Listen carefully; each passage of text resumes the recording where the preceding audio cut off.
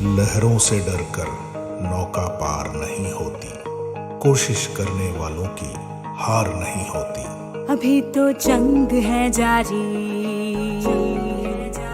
अभी हारा नहीं है तू, जो सहले तंज सारे ऐसा बेचारा नहीं है तू।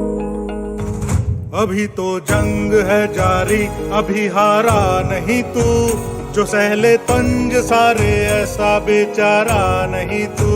भरोसा रख खुदा पे और अपने हौसलों पे, तुझे तो चांद बनना है कोई तारा नहीं तू। करेंगे वो जो करना है, जो चाहेंगे वो होगा, ये अब तू ठान ले, तकदीर से भी बोल के रख। कसौटी वक्त की है, हौसलों को तोल के रख, जोड़ना है तुझे ऊंचा, परों को खोल के रख। कसौटी वक्त की है हौसलों। Good evening all of you. आप सभी को बेटा कॉम्पिटेटिव क्लासेज के यूट्यूब चैनल पे मैं आलोक स्वागत करता हूं। आज हम लोग ज्योग्राफी में भारत के भूगोल सीरीज 10 देखेंगे, जो कि काफ़ी महत्वपूर्ण है। तो आप सभी जुड़ें, सभी लोग समय से जुड़ें। जो लोग नए हैं सब्सक्राइब करें, लाइक शेयर सभी लोग करें, लिंक शेयर करें, आप सभी लिंक शेयर करें। आपके लिए काफ़ी महत्वपूर्ण चैप्टर है आज भारत की नदियाँ। भारत की कुछ प्रमुख नदियाँ हम लोग देखेंगे, जिसका उद्गम स्थल और मुहाना से रिलेटेड जो भी महत्वपूर्ण क्वेश्चन बनते हैं वो सारे क्वेश्चन आपके लिए लेकर आएँ, ताकि आपका पूरा कॉन्सेप्ट क्लियर किया जा सके। तो आप सभी जुड़ें, सभी लोग जुड़ें, और जो भी आपके दोस्त हैं सभी को शामिल करें। जितना ज़्यादा लोग रहेंगे उतना ही ज़्यादा अच्छा लगेगा, कंपटीशन ज़्यादा रहेगा, इसलिए सभी लोगों को शामिल करें। आप सभी लोग लिंक शेयर करें। आज जो भी नदियाँ से महत्वपूर्ण कुछ क्वेश्चन है उसे देखेंगे। इसके अलावा भी जो क्वेश्चन रहेंगे वो आगे हम लोग देखेंगे। सभी लोग जल्दी से जुड़े। आप सभी अगर रेडी हैं तो क्वेश्चन लाया जाए, आपके लिए क्वेश्चन लेकर आया जाए। सभी लोग रेडी हैं? सभी लोग रेडी हैं तो क्वेश्चन लाया जाए। तो आज का 1 नंबर क्वेश्चन है आपके लिए। जितने लोग जुड़े हैं सभी लोग लाइव चैट में आंसर करेंगे। सभी लोग लाइव चैट में आंसर करेंगे। ये नहीं कि जो है डरना है कि आंसर नहीं पता है तो हम डर के जो है वो आंसर नहीं करेंगे। आप करें, बल्कि कोशिश करें कि आगे गलतियाँ ना हो।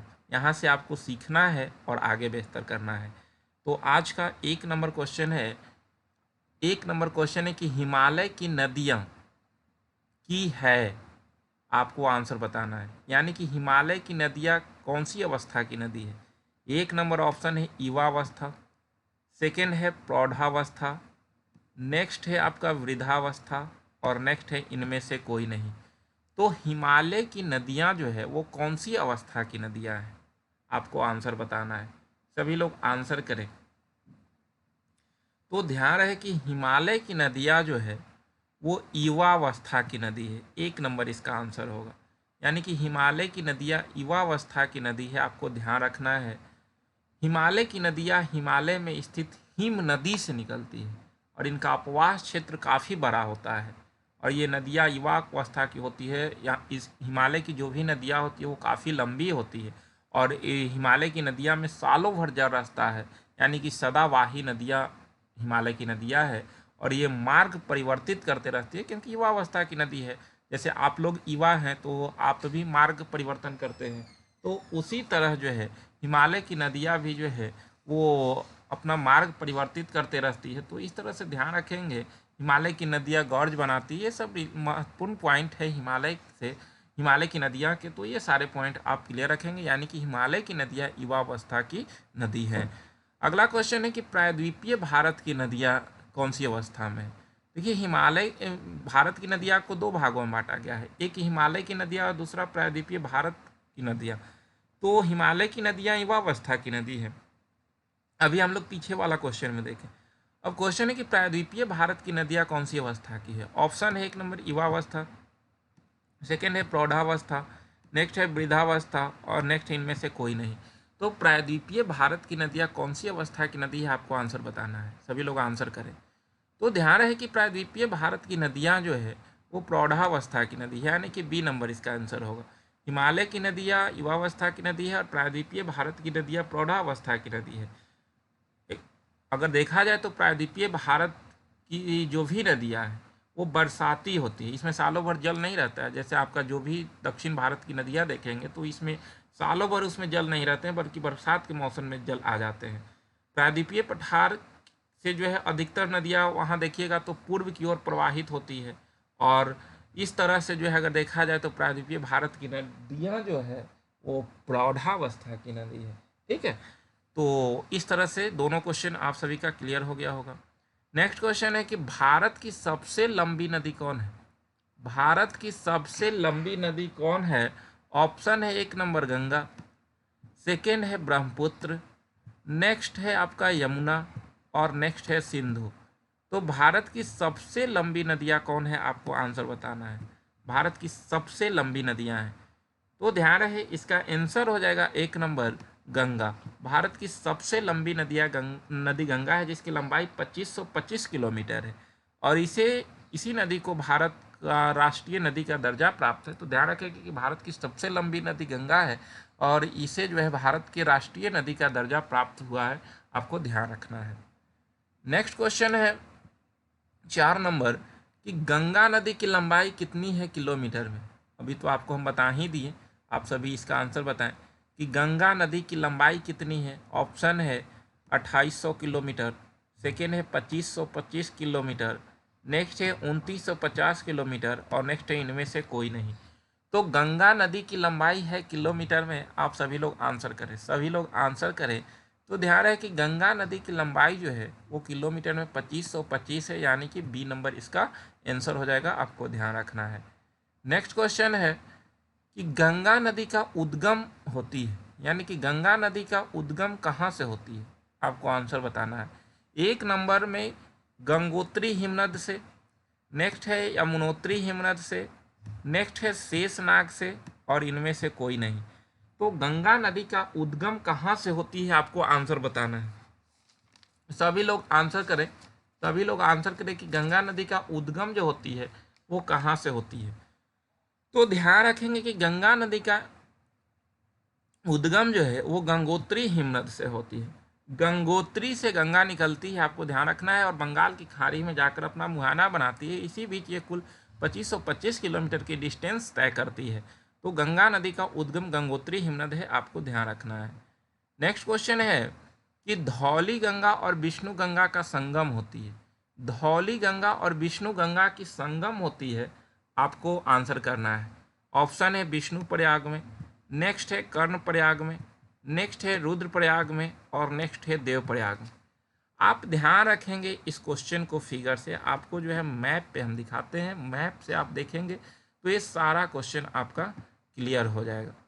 आप जो है इसे मैप से देखेंगे, जैसे क्वेश्चन पूछता है हमेशा यहाँ से बार बार, तो आप इसे जो है वो ध्यान रखेंगे गंगा नदी तंत्र का संक्षिप्त वर्णन में। इसमें आप देखें जैसे गंगोत्री हिमनद से आपका जो है गंगा का उद्गम होता है, यहाँ पर आपका शतोपथ ग्लेशियर है। तो ध्यान रखेंगे कि ये शतोपथ ग्लेशियर है, ठीक है, ये शतोपथ ग्लेशियर हम मानते हैं। यहाँ से जो है वो 2 धारा निकलती है शतोपथ हिमालय से, शतोपथ हिमालय से 2 धारा निकलती है। ये होता है धौली गंगा, और ये होती है आपका विष्णु गंगा। ठीक है, तो ये हुआ आपका धौली गंगा और ये हुआ विष्णु गंगा। तो शतोपथ हिमालय से 2 धारा निकलती है, एक धौली गंगा और एक विष्णु गंगा। ये दोनों मिलती है जाकर जो है विष्णु प्रयाग में। ये स्थान आपको कहलाता है विष्णु प्रयाग। ठीक है, ये विष्णु प्रयाग कहलाता है, आपको ध्यान रखना है विष्णु प्रयाग। और यहीं पे ये धौली गंगा और विष्णु गंगा मिलती है तो इसका नाम अलकनंदा हो जाती है, आपको ध्यान रखना है। यहीं पर इसका नाम अलकनंदा होता है। यानी कि शतोपथ हिमालय से 2 धारा निकलती है, एक निकलती है धौली गंगा और दूसरा निकलती है विष्णु गंगा। ये दोनों मिलती है विष्णु प्रयाग में, जहाँ पर इसका नाम अलकनंदा होती है। अलकनंदा ये आगे बढ़ती है, ठीक है, आगे बढ़ती है तो इससे एक नदी आकर मिलती है जिसका नाम है पिंडार नदी। तो एक नदी यहाँ पर आकर इससे मिली जिसका नाम पिंडार नदी है। ठीक है, पिंडार नदी मिलती है यहाँ पर, तो यहाँ जो है वो आपका कर्ण प्रयाग होता है। तो ये होगा आपका जो है वो कर्ण प्रयाग। यहाँ हम लोग देखें विष्णु प्रयाग, यहाँ पर कर्ण प्रयाग कब, जब पिंडार नदी आकर मिलती है। आगे बढ़ने के बाद जो है अलकनंदा में एक नदी मिलती है जिसका नाम है मंदाकिनी। तो यहाँ पर एक नदी मिली मंदाकिनी, और यहाँ पर जो अलकनंदा और मंदाकिनी मिलती है तो यहाँ पर रुद्रप्रयाग होता है, ध्यान रखना है। ये आपका रुद्रप्रयाग है, ठीक है, ये रुद्रप्रयाग। तो विष्णु प्रयाग, कर्ण प्रयाग और रुद्रप्रयाग, ठीक है। अब आगे बढ़ने के बाद इधर से एक नदी आकर मिलती है अलकनंदा में, जो कि भागीरथी नदी होती है। तो भागीरथी नदी आकर मिलती है अलकनंदा में, तो ये कहलाता है आपका देवप्रयाग, ठीक है, ये देवप्रयाग कहलाती है। तो इस तरह से आप ध्यान रखेंगे कि जो है वो आप यहाँ से देख सकते हैं कि जो है वो कई धाराओं के रूप में निकलती है। यहाँ पर जो है वो आपका अलकनंदा और भागीरथी मिलती है देवप्रयाग में। तो इस तरह से जो है यहाँ इसका नाम जो है गंगा पड़ती है। तो देवप्रयाग में ही इसका नाम गंगा पड़ती है, और देवप्रयाग में भागीरथी और अलकनंदा का संगम होता है, जो कि यहाँ पर आप देवप्रयाग देख सकते हैं। तो सबसे पहले एक बार फिर से आप ध्यान रखेंगे, सतोपथ हिमालय से दो धारा निकलती है, एक धौली गंगा और विष्णु गंगा, दोनों विष्णु प्रयाग में मिलती है और इसका नाम अलकनंदा पड़ती है। अलकनंदा नदी आगे बढ़ती है तो इससे पिंडार नदी आकर मिलती है कर्ण प्रयाग में। फिर आगे बढ़ती है तो आपको जो है ये मंदाकिनी नदी मिलती है रुद्रप्रयाग में। फिर आगे बढ़ती है तो भागीरथी नदी जाकर मिलती है, तो भागीरथी और अलकनंदा के संगम को जो है देवप्रयाग कहा जाता है, और यहीं पर जो है इसका नाम गंगा पड़ती है। तो आप इस सारे पॉइंट को ध्यान रखेंगे। और उसके बाद देखिए कि गंगा जब बढ़ती है आगे तो इस तरह जाती है और बांग्लादेश में अपना मुहाना बनाती है, और विभिन्न जो है वो सहायक नदियाँ आकर मिलती है। देख सकते हैं रामगंगा, गोमती, घाघरा, गंडक, कोसी, महानंदा। इधर से भी आपका जो है वो यमुना नदी मिलती है। यमुना, चंबल, सिंध, बेतवा, केन का जल लेकर जो है वो पहुंचती है गंगा में। टोंस नदी मिलती है, सोन नदी मिलती है, हुगली। ये सारा पॉइंट आप जो है वो मैप से देखकर क्लियर कर लेंगे। आपके पास मैप होगा भी, तो इस तरह से आप इसे क्लियर करेंगे। उम्मीद करते हैं कि आप सभी का ये क्वेश्चन क्लियर हो गया होगा। अब इसका आंसर आप सभी कर सकते हैं कि धौली गंगा और विष्णु गंगा का संगम कहाँ होती है। तो आप निकाल सकते हैं कि इसका संगम जो है विष्णु प्रयाग में होता है, यानी कि इसका आंसर 1 नंबर हो जाएगा, ध्यान रखना है।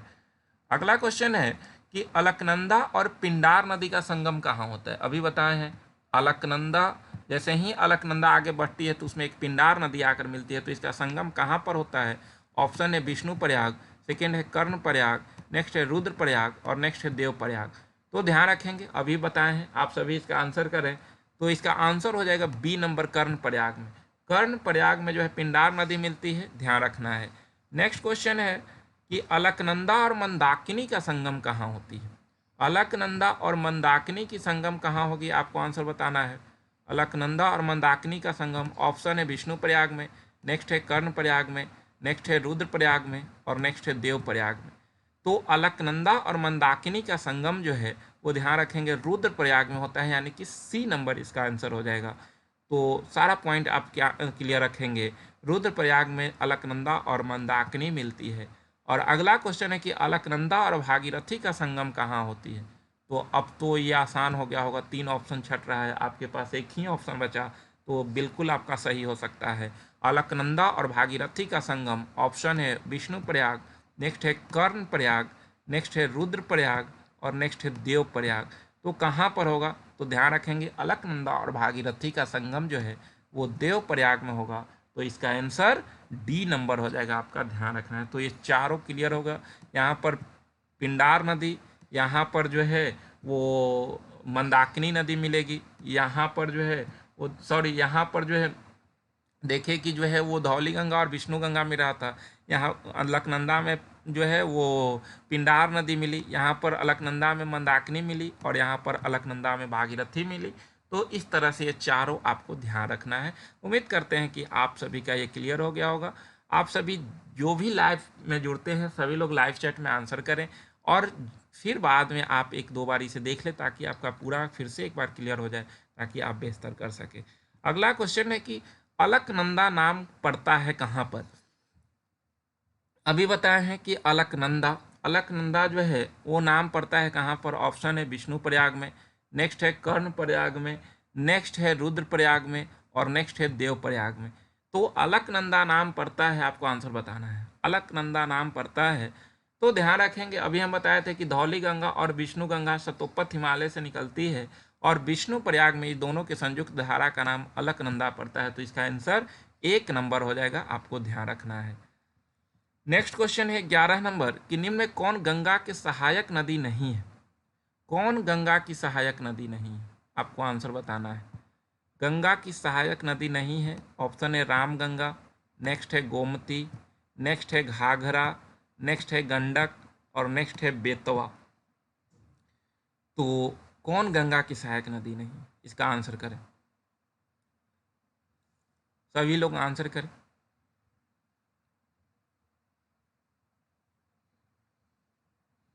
तो ध्यान रहे कि कौन गंगा की सहायक नदी नहीं है, तो इसका आंसर ई नंबर हो जाएगा, बेतवा। बाकी के रामगंगा, गोमती, घाघरा, गंडक ये सब जो है वो गंगा की सहायक नदी है। ध्यान रखेंगे, अगर गंगा बह रही है तो देखा जाए कि जो है सबसे पहले जो है इसमें रामगंगा मिलती है, रामगंगा जो कि उत्तर प्रदेश से, सेकेंड गोमती जो कि उत्तर प्रदेश में ही मिलती है, नेक्स्ट घाघरा मिलती है, ये भी उत्तर प्रदेश में, उसके बाद फिर गंडक आकर मिलती है जो कि बिहार में, फिर जो है वो देखिए गंडक के बाद कोसी बिहार में ही, और एक फिर से एक नदी आकर मिलती है बिहार और पश्चिम बंगाल के बॉर्डर पर जिसका नाम महानंदा है।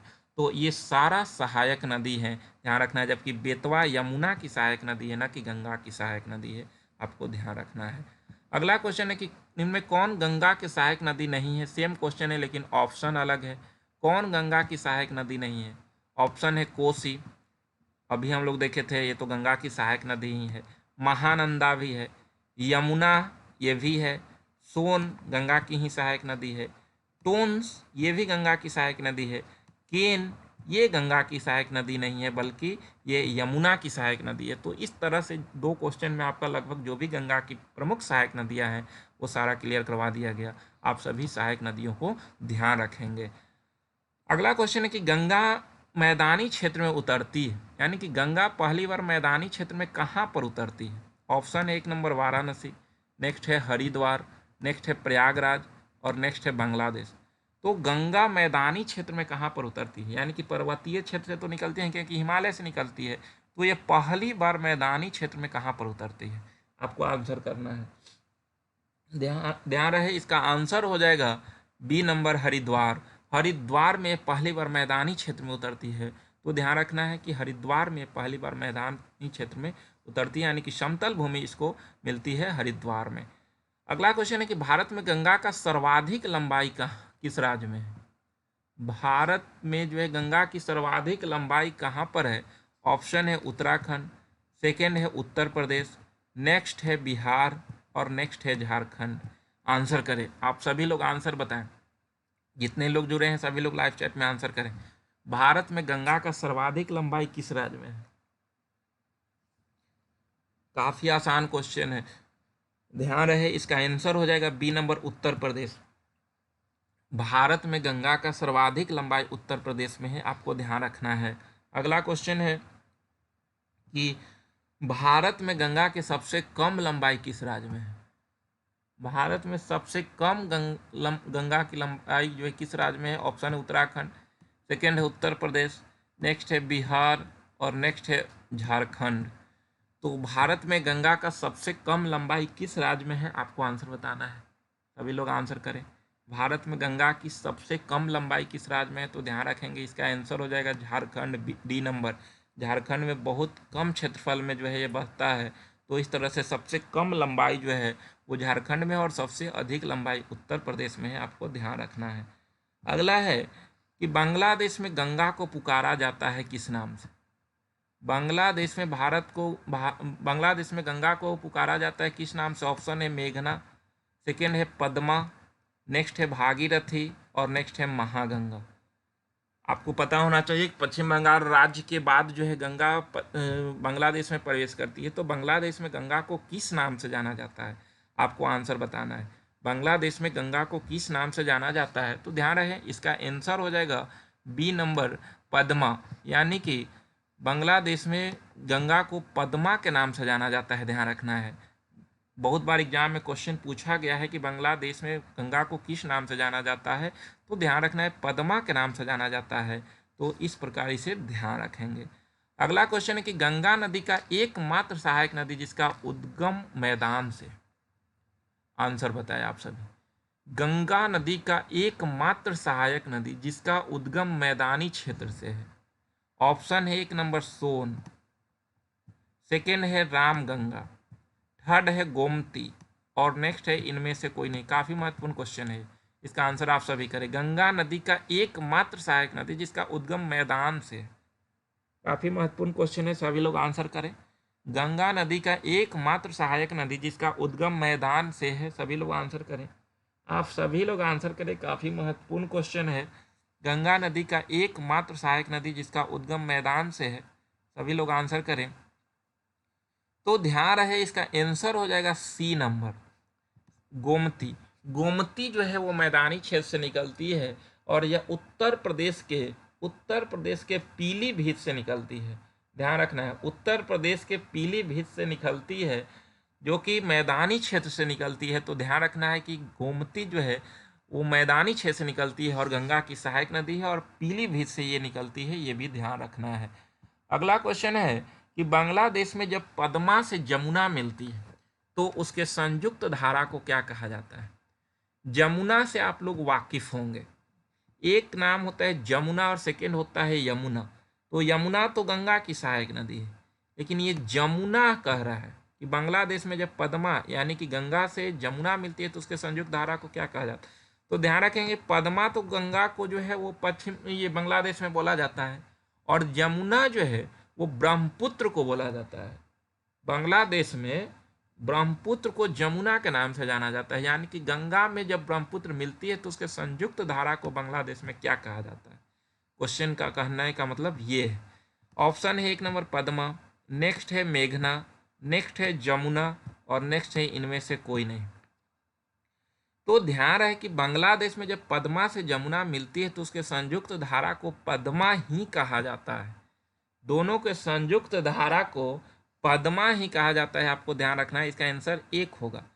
और नेक्स्ट क्वेश्चन है कि बांग्लादेश में जब पद्मा, जमुना और मेघना मिलती है तो उसके संयुक्त धारा को क्या कहा जाता है। यानी कि जो पहले तो हम लोग देखें कि जैसे जो है वो गंगा और जमुना मिली तो इसके संयुक्त धारा को पद्मा ही कहा गया। तो अब कह रहा है कि इससे जो है वो मेघना नदी भी मिल रही है, तो अब ये तीनों के संयुक्त धारा को किस नाम से जाना जाता है। ऑप्शन है 1 नंबर पद्मा, नेक्स्ट है मेघना और नेक्स्ट है जमुना और इनमें से कोई नहीं। तो बांग्लादेश में जब पद्मा, जमुना और मेघना मिलती है तो तीनों के संयुक्त धारा को क्या कहा जाता है। तो इसका आंसर होगा बी नंबर मेघना। यानी कि अब ये मेघना के नाम से बंगाल की खाड़ी में गिरेगी और विश्व की सबसे बड़ी डेल्टा सुंदरवन की डेल्टा की निर्माण करती है, जिसका विस्तार 80,000 वर्ग किलोमीटर में है। तो इस तरह से तीनों की संयुक्त धारा को मेघना कहा जाता है और मेघना के नाम से ही जो है वो बंगाल की खाड़ी में अपना मुहाना बनाती है। तो इस प्रकार इसे ध्यान रखेंगे। अगला क्वेश्चन है कि गंगा किस नाम से बंगाल की खाड़ी में मुहाना बनाती है। अब तो इसका आंसर आप कर सकते हैं, गंगा किस नाम से बंगाल की खाड़ी में मुहाना बनाती है। क्वेश्चन ऐसे ही एग्जाम में आता है। ऑप्शन है 1 नंबर पद्मा, सेकेंड है मेघना, नेक्स्ट है जमुना और नेक्स्ट है इनमें से कोई नहीं। तो गंगा किस नाम से बंगाल की खाड़ी में अपना मुहाना बनाती है, सभी लोग आंसर करें। सभी लोग आंसर करें, काफ़ी महत्वपूर्ण क्वेश्चन है। गंगा किस नाम से बंगाल की खाड़ी में मुहाना बनाती है, आप सभी लोग आंसर करें। सभी लोग आंसर करें, गंगा किस नाम से बंगाल की खाड़ी में मुहाना बनाती है। तो ध्यान रखेंगे इसका आंसर बी नंबर होगा मेघना। गंगा किस नाम से बंगाल की खाड़ी में मुहाना बनाती है, तो मेघना के नाम से ही मुहाना बनाती है, आपको ध्यान रखना है। नेक्स्ट क्वेश्चन है कि यमुना नदी का उद्गम स्थान है। यमुना कहाँ से निकलती है, आपको आंसर बताना है। यमुना नदी का उद्गम स्थान कहाँ है। ऑप्शन है 1 नंबर नीलकंठ, नेक्स्ट है बंदरपुछ, नेक्स्ट है नंदा देवी और नेक्स्ट इनमें से कोई नहीं। तो यमुना नदी का उद्गम स्थान कहाँ से है, आप लोग आंसर करें।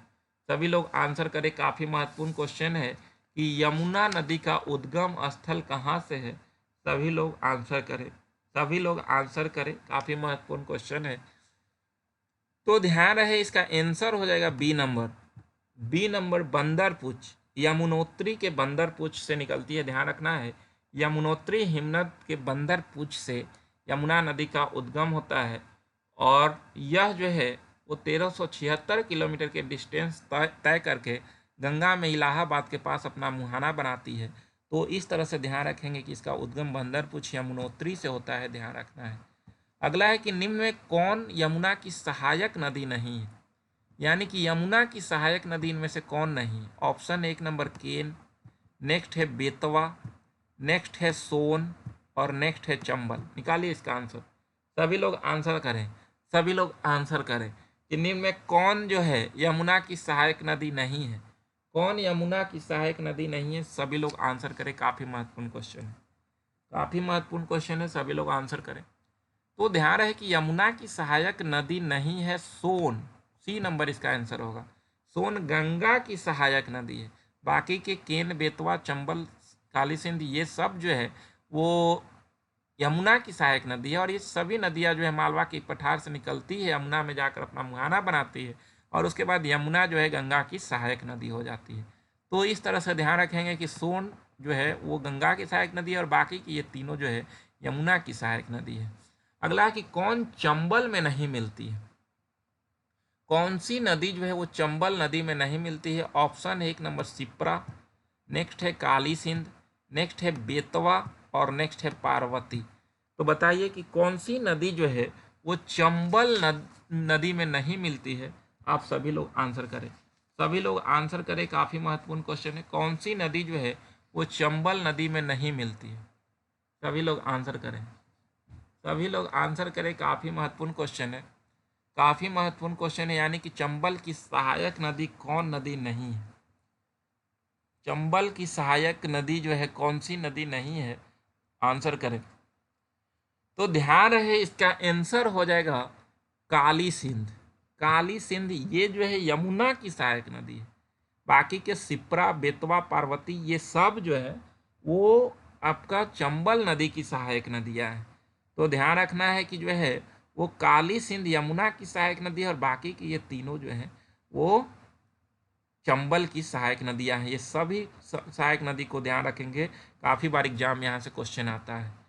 अगला है कि निम्न में कौन नदी गंगा नदी में बाएं से नहीं मिलती है, कौन सी नदी बाएं से नहीं मिलती है। जैसे ये गंगा नदी ऐसे बह रही है तो इसका बाएं तट ये हो गया और दाएं तट ये हो गया। तो कौन सी नदी जो है इसमें बाएं से नहीं मिलती। ऑप्शन है 1 नंबर गोमती, नेक्स्ट है घाघरा, नेक्स्ट है सोन और नेक्स्ट है कोसी। तो आप सभी लोग आंसर बताएं, सभी लोग आंसर बताएं कि कौन सी नदी बाएं से नहीं मिलती है, बाएं से नहीं मिलती है कौन सी नदी, आप सभी लोग आंसर करें। तो ध्यान रहे इसका आंसर हो जाएगा सोन। सोन दाएं से आकर मिलती है, बाकी की ये तीनों नदियां जो है बाएं तट से आकर मिलती है, बाएं तरफ से, ठीक है। तो ध्यान रखेंगे इसका आंसर सी नंबर सोन हो जाएगा। अगला क्वेश्चन है कि बिहार राज्य में गंगा नदी के किनारे स्थित जिलों की संख्या कितनी है। काफ़ी महत्वपूर्ण क्वेश्चन है, बीपीएससी के द्वारा एक क्वेश्चन पूछा गया है कितनी बार कि बिहार राज्य में गंगा नदी के किनारे जो है वो कितने जिला स्थित है, आपको आंसर करना है। ऑप्शन है 1 नंबर 21, नेक्स्ट है 17, नेक्स्ट है 12 और नेक्स्ट है 6। तो इसका आंसर आप सभी लोग करें, सभी लोग आंसर करें, काफ़ी महत्वपूर्ण क्वेश्चन है, काफ़ी महत्वपूर्ण क्वेश्चन है कि बिहार राज्य में गंगा के किनारे स्थित जिलों की संख्या कितनी है। तो ध्यान रखेंगे इसका आंसर हो जाएगा सी नंबर 12, जिसमें जो है देखें तो सबसे पहले सारण जो कि छपरा, बक्सर, भोजपुर, पटना, वैशाली, समस्तीपुर, बेगूसराय, लखीसराय, मुंगेर, खगड़िया, भागलपुर, कटिहार, ये सभी 12 जिला जो है वो गंगा के किनारे स्थित है बिहार के। तो ध्यान रखना है इसका आंसर सी नंबर हो जाएगा।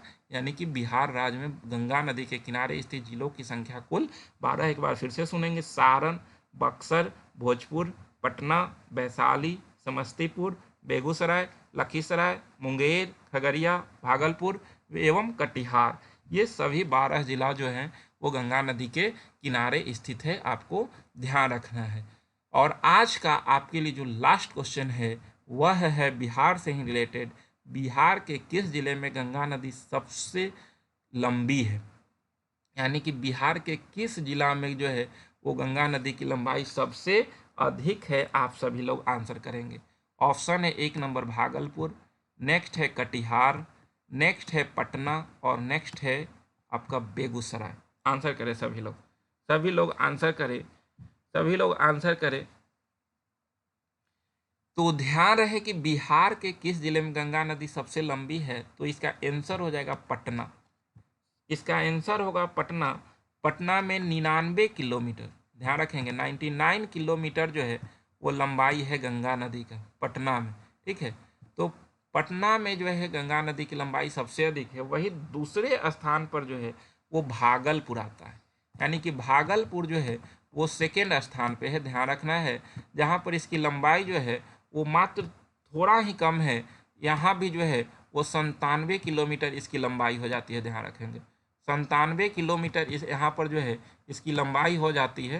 तो आप ध्यान रखेंगे कि जो है भागलपुर में 97 किलोमीटर और पटना में 99 किलोमीटर, यानी कि सबसे अधिक लंबाई जो है पटना जिला में है। तो इस तरह से आप ध्यान रखेंगे। आज कुल आपके लिए 26 क्वेश्चन थे, जिसमें हम मुख्य रूप से गंगा और यमुना को देखे और उसके सहायक नदियों को देखे। तो और आगे आपको जो है नदियाँ से रिलेटेड कुछ क्वेश्चन देखना है, जो नेक्स्ट क्लास में हम लोग देखेंगे। तो आप सभी देखें और लिंक शेयर करते रहें, आप सभी लोग लिंक शेयर करें और पीछे की वीडियो रिकॉल करते रहें। आज यहीं तक, फिर मिलेंगे नेक्स्ट क्लास में। आप सभी को बहुत बहुत धन्यवाद, बहुत बहुत धन्यवाद आप सभी को। गुड नाइट, सभी लोगों को गुड नाइट।